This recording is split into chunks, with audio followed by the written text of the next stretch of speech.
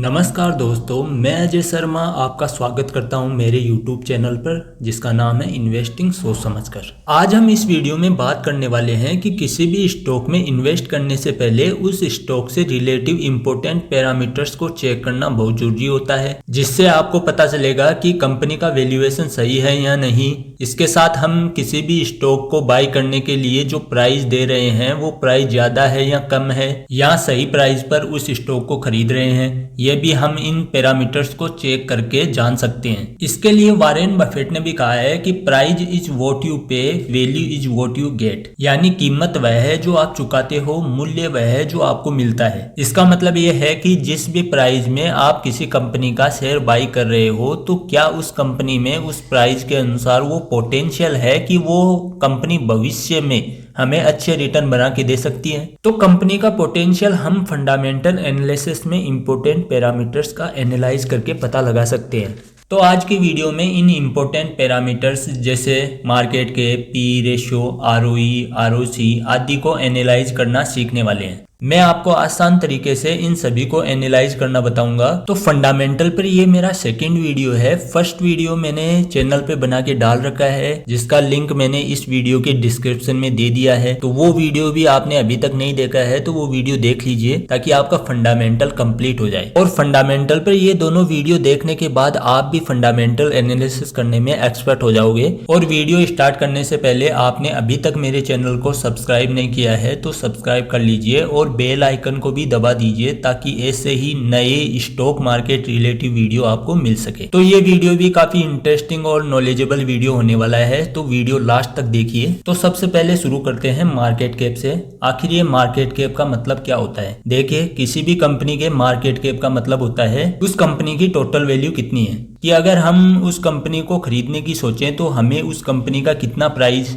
यानी पैसा देना होगा, तो वो प्राइस ही उस कंपनी का मार्केट कैप है। मार्केट कैप निकालने का एक फॉर्मूला भी होता है। टोटल नंबर ऑफ शेयर को मल्टीप्लाई करोगे करंट शेयर प्राइस से तो मार्केट कैप निकल आएगा। एग्जाम्पल के लिए किसी कंपनी का करंट शेयर प्राइस 100 रुपए है और उस कंपनी का total number of share 20 crore है, तो इन दोनों को गुणा यानी मल्टीप्लाई करेंगे तो इस कंपनी का मार्केट कैप 20 गुणा 100 बराबर 2000 करोड़ हो जाएगा। तो फॉर्मूला देखकर आपको टेंशन लेने की जरूरत नहीं है, मैंने फॉर्मूला आपको आपकी नॉलेज के लिए बताया है। तो वैसे आपको जब भी किसी कंपनी का मार्केट कैप देखना हो तो सिंपली आप गूगल पर सर्च करके देख सकते हो। जैसे एग्जाम्पल के लिए आप रिलायंस इंडस्ट्रीज का मार्केट कैप देखना चाहते हो तो आप गूगल पर सर्च कीजिए रिलायंस मार्केट कैप और आपको पता चल जाएगा। किसी भी कंपनी का मार्केट कैप जानना इसलिए जरूरी है क्योंकि इससे आपको पता चल सके कि कंपनी कितनी बड़ी है या कितनी छोटी है।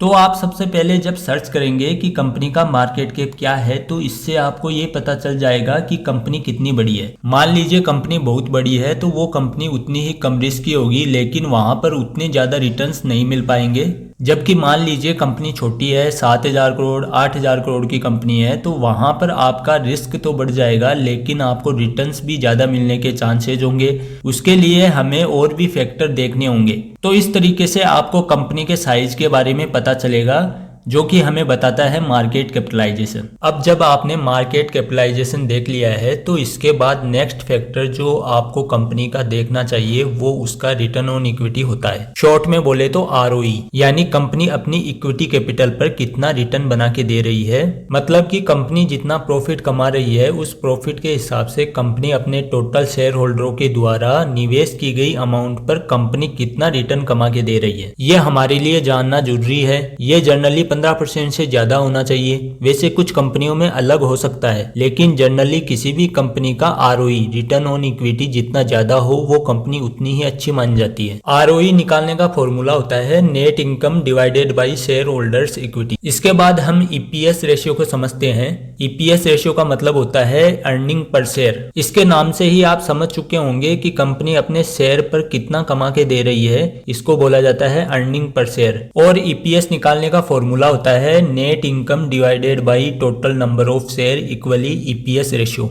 जैसा कि फॉर एग्जांपल यहाँ पर देख सकते हो रिलायंस इंडस्ट्री का ईपीएस 50.20 है, यानी रिलायंस इंडस्ट्री अपने पर शेयर पर 50 रुपए कमा के दे रही है। रिलायंस के एक शेयर की प्राइस 1311 रुपए है, यानी रिलायंस अपने एक शेयर की प्राइस 1311 रुपए पर 50 रुपए कमा के दे रही है। तो ये तो हो गया ईपीएस। इसके बाद हम किसी भी कंपनी का शेयर खरीदते हैं तो हम जानना चाहते हैं कि क्या वो शेयर हम महंगा खरीद रहे हैं या फिर सस्ता खरीद रहे हैं, तो इसको हम पी रेशियो से जान सकते हैं। तो अब पी रेशियो क्या होता है, तो पी रेशियो का मतलब होता है price to earning ratio. PE ratio से ये भी पता लगाया जाता है कि किसी भी कंपनी में 1 रुपए का प्रॉफिट कमाने के लिए कितना रुपया लगाना पड़ेगा। जैसे रिलायंस इंडस्ट्री का पीई रेशियो 26.4 के आसपास है, तो इसका मतलब है कि रिलायंस इंडस्ट्री में हमें 1 रुपए का प्रॉफिट कमाने के लिए लगभग 26 रुपए लगाना पड़ेगा। तो माना यह भी जाता है कि एक कंपनी का पीई रेशियो जितना कम है वो कंपनी उतनी ही सस्ती मिल रही है। अब सवाल आता है कि कौन सा पीई रेशियो अच्छा होता है, तो इसका एक ही जवाब है कि पीई रेशियो जितना कम होता है उतना अच्छा माना जाता है। अगर पीई रेशियो 20 से कम है तो अच्छा माना जाता है। लेकिन प्रैक्टिकली आपको सिर्फ इस बेसिस पर एक स्टॉक को सस्ता नहीं समझ लेना है, क्योंकि कई बार एक कंपनी का पीई रेशियो इसलिए भी कम होता है क्योंकि ज्यादा इन्वेस्टर्स उस स्टॉक में इंटरेस्टेड नहीं होते हैं। जब भी आप एक कंपनी का पीई रेशियो देख रहे हैं, उसको उस सेक्टर की जो दूसरी कंपनियां हैं उनके पीई रेशियो से कंपेयर करके देखना है और देखना है कि वो स्टॉक सस्ता मिल रहा है या महंगा मिल रहा है। यानी मान लीजिए आप किसी आईटी सेक्टर की कंपनी का वैल्यूएशन करना चाहते हैं, तो आपको देखना है उस सेक्टर की जो टॉप कंपनियां हैं उनका पीई रेशियो कितना है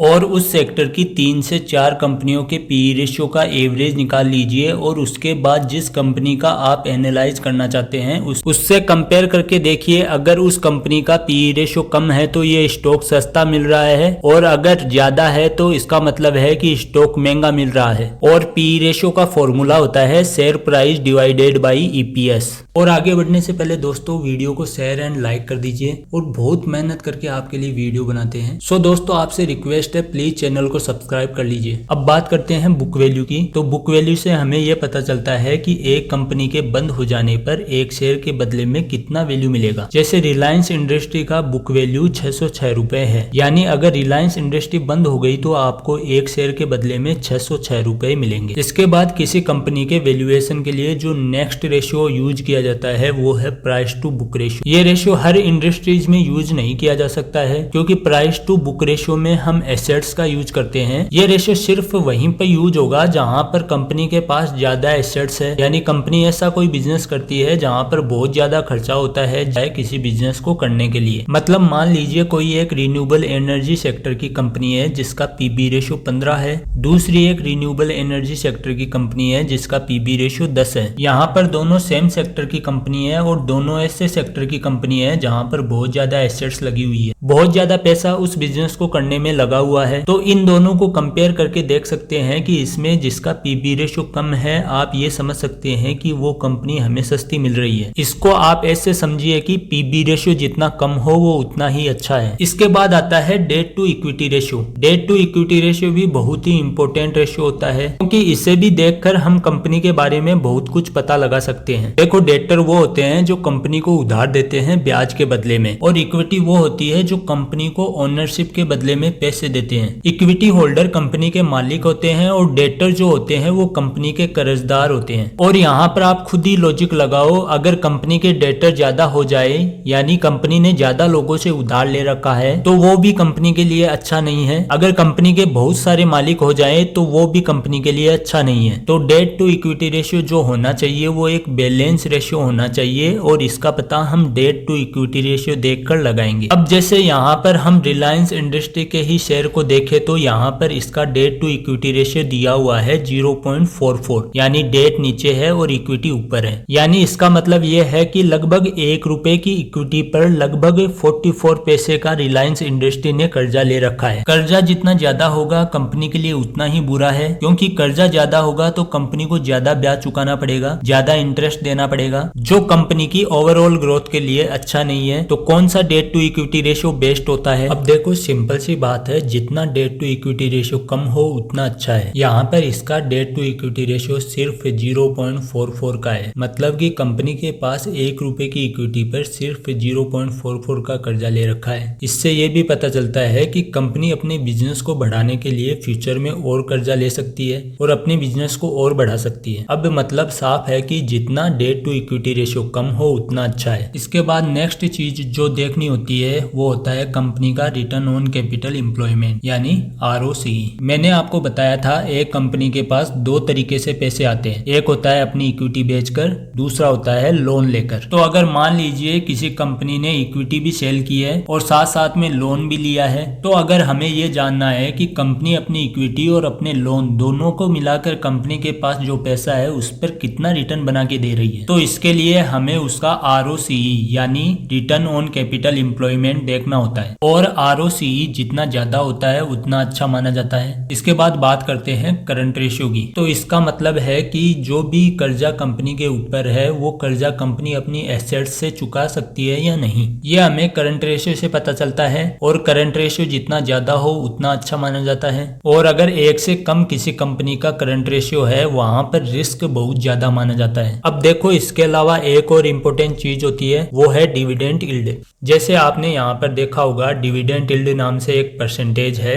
0.38 का। अब डिविडेंड यील्ड का मतलब क्या होता है? अब डिविडेंड यील्ड का मतलब होता है कंपनी ने कितना डिविडेंड दिया है, मतलब कि कंपनी ने अपने शेयर होल्डरों को अपने प्रॉफिट का कितना हिस्सा दिया है। डिविडेंड देखकर ये पता लगा सकते हैं कि कंपनी का फंडामेंटल कैसा है। यदि कंपनी डिविडेंड ज्यादा पे कर रही है तो इसका मतलब सीधी सी बात है कंपनी ज्यादा प्रॉफिट कमा रही है, इसलिए वो ज्यादा डिविडेंड लोगों में बांट रही है। लेकिन कई बार ऐसा होता है कि कंपनी ज्यादा प्रॉफिट तो कमाती है फिर भी उसका जो डिविडेंड यील्ड होता है वो कम होता है, क्योंकि कई बार कंपनियां क्या करती है अपना जो प्रॉफिट का पैसा होता है उसे बचाती है अपनी कंपनी की ग्रोथ के लिए, कंपनी को बड़ा करने के लिए, कंपनी के खर्चों के लिए, इसलिए वो डिविडेंड कम बांटती है। इसलिए डिविडेंड उतना मैटर नहीं करता। लेकिन हाँ डिविडेंड ज्यादा मिलता है तो बहुत अच्छा है, लेकिन अगर कम भी है तो भी कोई प्रॉब्लम वाली बात नहीं है। तो दोस्तों फंडामेंटल से संबंधित सभी इंपॉर्टेंट पैरामीटर्स को मैंने इस वीडियो में कवर कर दिया है। तो आज का वीडियो यहीं पे समाप्त करते हैं। वीडियो अच्छा लगा हो तो वीडियो को लाइक करिए, शेयर करिए और चैनल को सब्सक्राइब भी जरूर कर लीजिए। तो मिलते हैं नेक्स्ट वीडियो में। Thank you so much.